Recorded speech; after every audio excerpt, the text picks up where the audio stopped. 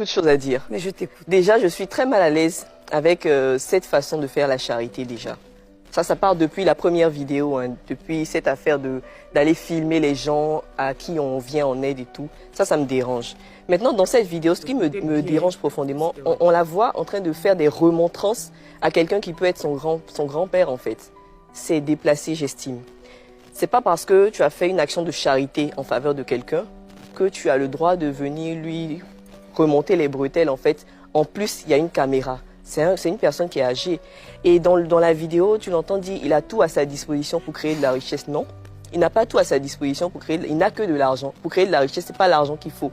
Il faut être formé. Il faut comprendre le mécanisme même qui fait que quelqu'un peut créer de la richesse. Quelqu'un qui n'a jamais touché 10 000 francs, vous mettez 10 millions dans sa main, à quoi vous vous attendez?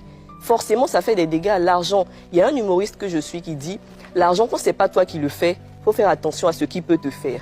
Quand tu n'as pas appris, quand tu n'as pas toi-même généré cet argent, tu n'as pas créé, là, ça te fout en l'air forcément, tu vois. On a vu plusieurs personnes qui ont eu des, comment on va dire ça, qui ont remporté les jeux de hasard, qui ont eu des sommes astronomiques. Mais après, ces personnes-là se sont retrouvées dans la boue, tu vois. Et franchement, je pense qu'il faut régler ça. Moi, ma question aujourd'hui, c'est quel était l'objectif d'une telle vidéo? Quand elle venait faire cette vidéo-là, c'était quoi? Je veux juste que tu nous rappelles un petit peu la première vidéo, c'était quoi? Vite fait pour ceux qui ne connaissent pas un peu. Alors, très rapidement. Le vieux pour qui c'est quelqu'un qui... Enfin, je pense que la jeune dame, elle est allée rencontrer ce vieux-là qui a dit dans la vidéo qu'il n'avait jamais eu 10 000, n'avait jamais tenu 10 000 francs pour lui-même. Et après ça, il y a eu une vague de solidarité parce que ça avait été filmé, tu vois. Donc, les gens lui ont fait des dons et tout. Et après cela, je pense qu'il a reçu plusieurs millions. Et puis, il y a plusieurs partenaires qui sont venus pour l'accompagner d'une certaine façon. Voilà. En gros, il a reçu 10 millions. Et lui, apparemment, quand tu regardes la vidéo, on lui avait donné des instructions et tout.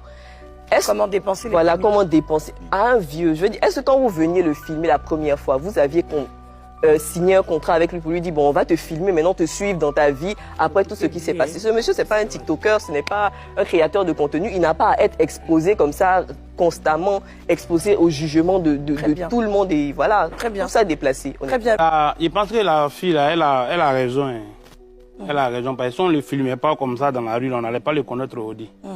Les rasés, porter boubou, joli comme ça, là, on n'allait pas voir. Mais s'ils t'ont aidé un peu là, souvent il y a des gens même, un vieux qui dit n'a jamais touché 10 000, vous venez lui donner 1 million. Vous savez pourquoi à son âge, jusqu'en 2025 là, il n'a jamais touché 10 000 francs? Cherchez le problème d'abord, pourquoi lui n'arrive pas à toucher 10 000 jusqu'à présent, pour prendre vos millions pour aller lui donner. Et aussi là, les gens, quand vous voyez les gens sur les réseaux, vous envoyez votre argent n'importe comment. Souvent ils prennent aussi là, ils ne veulent pas faire. Toi un vieux on te cotise, quand 10 millions on met dans ta main, quand même. Tu peux prendre au moins pour faire quelque chose, mais tu es dans la vie comme ça.